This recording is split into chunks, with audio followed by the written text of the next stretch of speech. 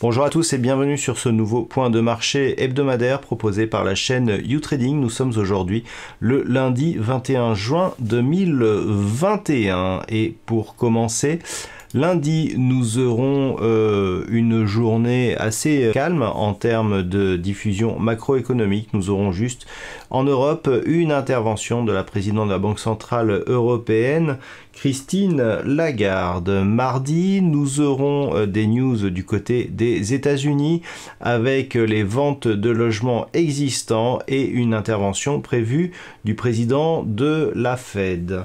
Mercredi sera une journée un peu plus chargée puisqu'en Allemagne et en Grande-Bretagne, nous aurons le PMI manufacturier. Du côté du Canada, nous aurons le chiffre des ventes au détail. Du côté des États-Unis, nous aurons les ventes de logements neufs et les stocks de pétrole brut. Jeudi, en Allemagne, nous aurons le chiffre IFO qui définit le climat des affaires. En Grande-Bretagne, nous aurons une intervention de la Banque centrale d'Angleterre qui définira l'évolution de ses taux d'intérêt. Du côté des États-Unis, nous aurons les chiffres hebdomadaires du chômage ainsi que les commandes des biens durables. Mais l'attention des investisseurs se portera notamment sur les chiffres du PIB trimestriel. Et puis, nous terminerons la semaine calmement avec vendredi, du côté des États-Unis, l'indice des prix à la consommation. Passons maintenant à l'analyse technique des principaux actifs de marché pour cette semaine en unité de temps. Daily, et donc sur le CAC 40, suite à la séance d'expiration à 4 sorcières de vendredi dernier et suite à l'intervention d'un des membres de la Fed, le CAC 40, comme de nombreux indices boursiers, ont connu une phase de baisse en fin de semaine. Dans la continuité, l'ouverture en début de semaine s'est faite sur un gap baissier. Alors ce gap est désormais comblé, mais nous avons tout de même un signal d'affaiblissement ici de la dynamique qui était en cours. Donc ce qu'il faudra surveiller cette semaine, c'est si justement cette baisse est relayée par un nouveau point bas ici inférieur au niveau d'ouverture que nous avons eu ce matin. Donc ce niveau est proche des 6500 points. Et en cas de consolidation, ce sera la zone des 6420 points qui sera l'objectif de cette phase de consolidation. Si on reste au-dessus des 6420 points, la dynamique reste haussière puisque nous aurons ici une résistance qui sera devenue support. Par contre, en cas de rupture de cette zone, on aura très certainement un contact avec la bande de Bollinger inférieur et donc risque de partir sur un mouvement de consolidation. Bien entendu, si les cours viennent valider ici un nouveau plus haut significatif au-delà du plus haut que nous avons eu vendredi et donc pour approcher la zone des 6700 points, cette configuration baissière sera invalidée au profit d'une poursuite du mouvement haussier.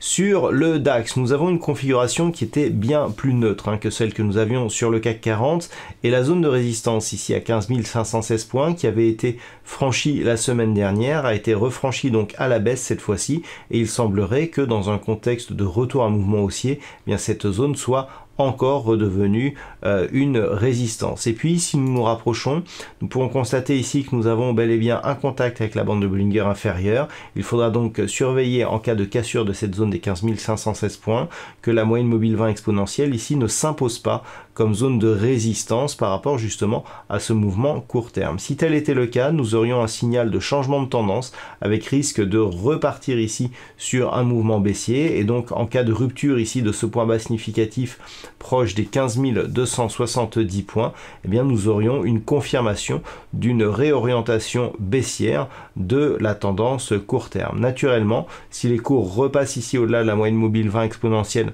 et reviennent au niveau ici de cette zone intermédiaire des 15 750 points, cette attaque baissière sera invalidée au profit d'une neutralisation de la dynamique. On ne repasserait à la hausse que sur une rupture de ce point haut significatif proche des 15 800 points.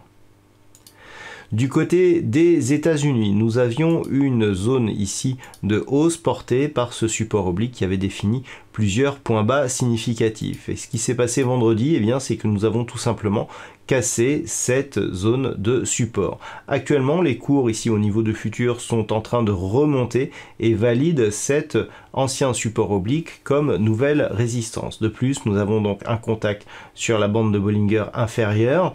Alors, les zones à surveiller seront bien entendu cet ancien support oblique, la moyenne mobile 20 exponentielle. Tant que nous sommes sous cette zone, nous sommes dans une rupture nette de la dynamique haussière qui portait cet indice américain donc jusqu'à la semaine dernière, avec risque de retournement de tendance et donc de poursuite d'un mouvement de consolidation. Ce mouvement serait notamment confirmé si les cours venaient à casser ici cette zone de support intermédiaire des 4060 points, auquel cas on aura un premier objectif ici de retour sur la zone des 3992 points.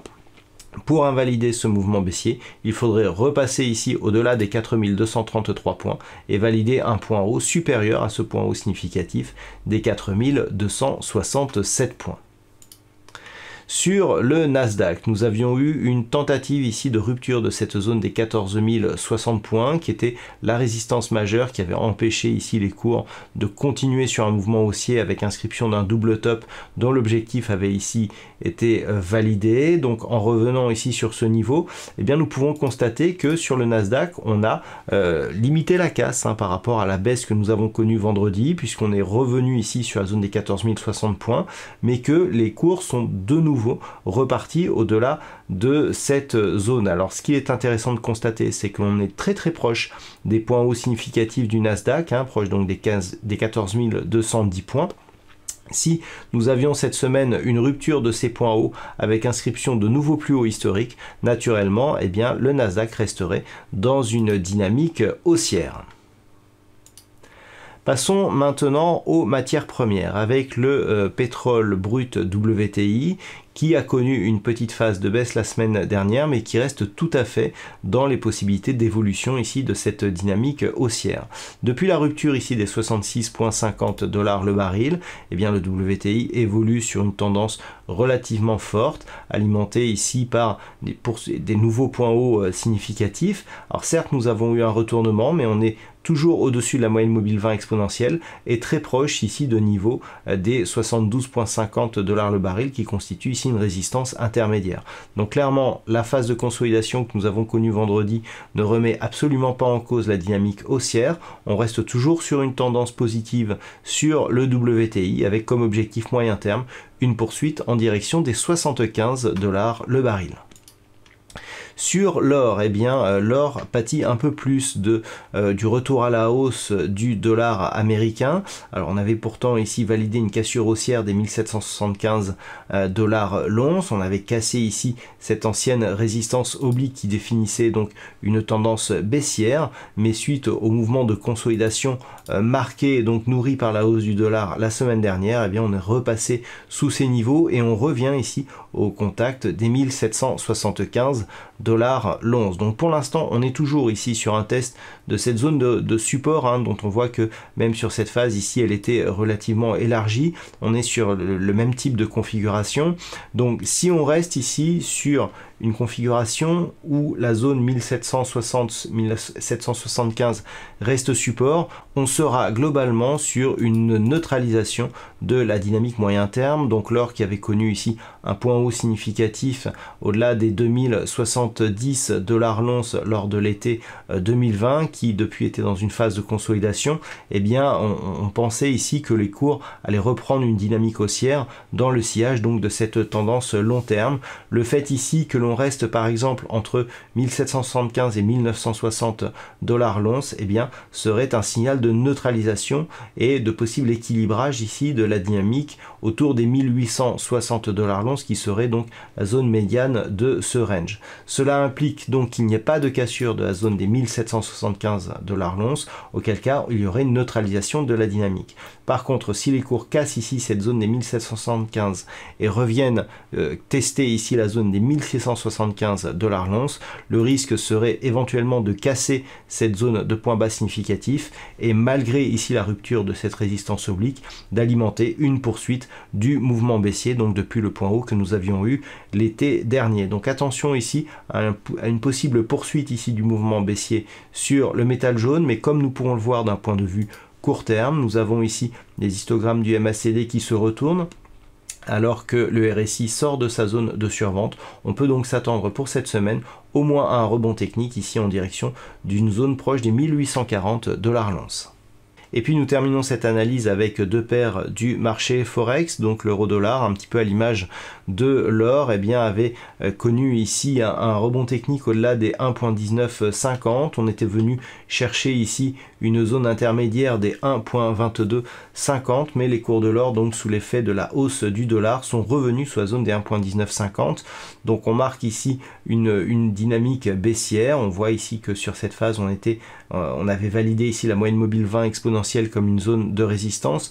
Donc l'objectif se situe désormais sur un retour ici sur cette zone des 1.1710 qui était le support donc intermédiaire de cette précédente phase baissière.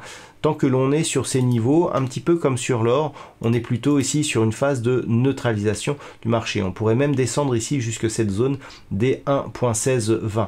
Par contre, sur rupture de cette zone des 1.1620, on aurait ici deux points hauts relativement proches. Avec rupture ici de cette zone de point bas, on serait plus sur un signal de retournement majeur de la dynamique moyen-long terme. Donc neutre ici tant que l'on reste au-dessus des 1.1620 d'un point de vue moyen-long terme et éventuellement baissier ici sur rupture de cette zone de support. Et puis nous terminons enfin avec la paire de devises livre sterling contre dollar américain qui n'est pas parvenu ici à casser cette zone des 1.4240 lors de la précédente dynamique haussière. Donc nous avons des extensions de Fibonacci qui ont été invalidées et nous sommes là dans une configuration qui se neutralise, donc un petit peu comme l'euro dollar entre 1.42 ici 40 et cette zone de support des 1.3675.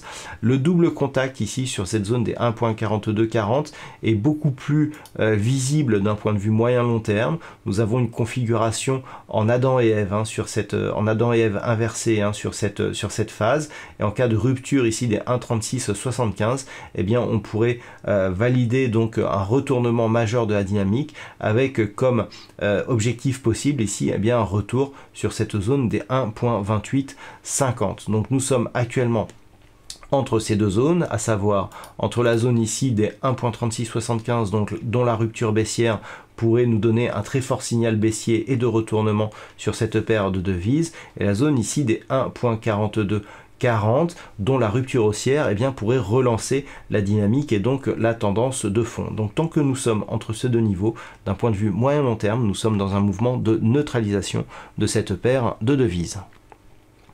Voilà donc ce que l'on peut dire sur l'analyse technique de ces principaux actifs pour cette semaine. Je vous souhaite une bonne semaine sur les marchés et on se retrouve dès lundi prochain pour une autre analyse technique et un nouveau point hebdomadaire sur la chaîne youtrading.fr.